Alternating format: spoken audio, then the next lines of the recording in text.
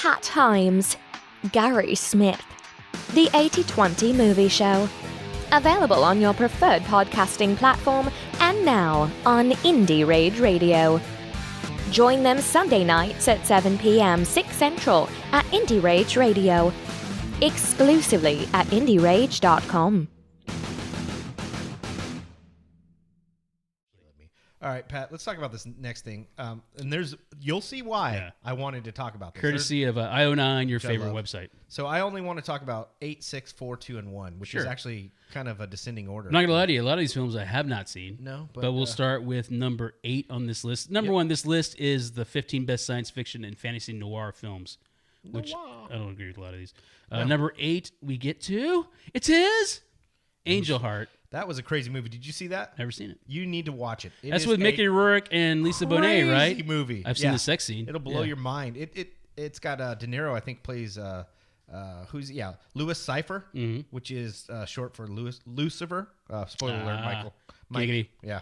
So good movie. Just sort of one of those weird 80 movies that you watch and you're like, oh wow, this was going on in the 80s. So let's go to 6, Pat. All right.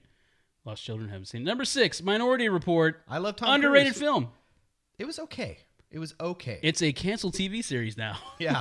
So kind of weird, though, because a lot of money and Spielberg was involved. So this sort of underrated, I believe. This came out towards, remember, did you ever watch Entertainment Tonight? Underperformed. Oh, yeah. I used to watch it all the time. And this is before they got all gossipy. I remember them doing behind the scenes at Minority Report, and they were getting the shot where he's in the bathtub with the one bubble coming up.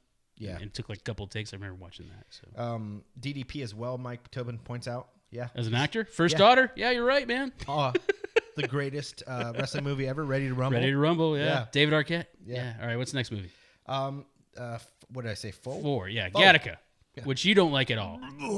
I gave a negative 101 on our review. I still enjoy it, though. You can actually go and download our Gattaca review from last season. Yeah. On your preferred podcasting platform, search for the 80/20 Movie Show. Yeah. Still, oh my God, I just do not like this movie. I like it. I know, buddy. This is why I wanted to talk about it, because it made me laugh because it was in here, Pat. All right, number 2. Number 2, Who Framed Roger Rabbit? Never a fan of this. I wasn't either. I was a fan of Jessica Rabbit, but as far as the film goes, even real, Pat. Hey, this guy right here, Bob Hoskins, British. He was like the British answer to Danny DeVito for a while, right? They were like, we can't let America get away with that shit. That is the perfect description for him right there. So I was like, what is this guy, a movie star? Even when I was 12 or whatever when this came out. Oh, man, the soundboard is... Uh-oh, so slow. I have to reboot the soundboard. Holy cow. We got commercials. I'll do it for you. Cha-ching-ching. Yeah, we got commercials to play, too. And then number 1, Pat. Let's talk about number 1. Number 1. Have not seen this yet. I'm going to watch it. Sometimes there's movies that you've never seen that I'm like, how can you even consider yourself a sci-fi nerd? Because you're a sci-fi nerd, right? I am to a degree, yeah. You never saw Aliens. Nope. You haven't seen Blade Runner. Oh, I have seen Aliens, finally. Yeah, finally. Yeah. So Blade Runner everybody was on Blade Runner's jock for how weirdly awesome it was. I always thought it was an okay movie, but it had a lot of issues where the director wanted to do something, the studio wanted to do something, so they have like 18 different cuts of the movie. Now I say that because Blade Runner 2049 or 59, whatever it is, Blade Runner coming out this year, and that's why Blade Runner is on our schedule this year. Mike Tobin says Roger Rabbit was a pioneering movie. Listen, it was called Oregon Trail, and we all died of dysentery at the end of it, Mike.